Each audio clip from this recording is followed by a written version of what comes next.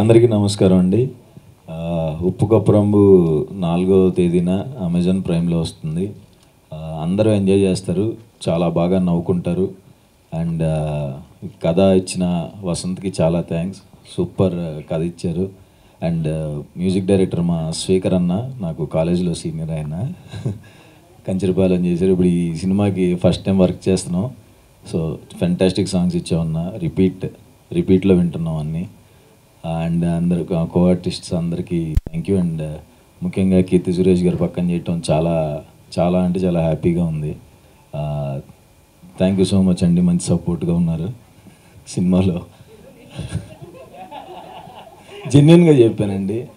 ఆవిడ నిజంగా చాలా చాలా అంటే చాలా మంచి పర్సన్. ఏదో పొగడాలని భజన కాదు, కానీ నిజంగా నేను చూశాను కాబట్టి చెప్తున్నాను.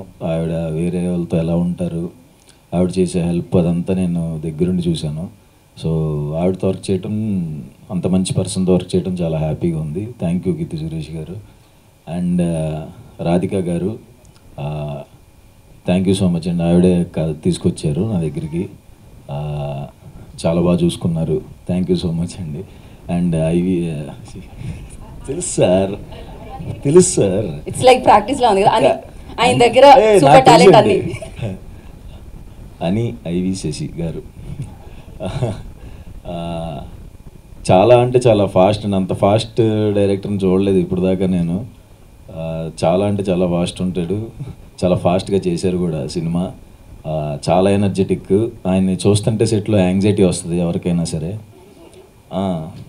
అతను పరిగెత్తుకుంటూ వచ్చి షార్ట్ చెప్తున్నప్పుడు ఖచ్చితంగా మధ్యలో ఒకసారి పడిపోతాడు అనుకుంటాం. అంత ఫాస్ట్గా నడుచుకుంటూ పరిగెత్తుకుంటూ వస్తాడు, అలాగే చెప్తాడు సీను.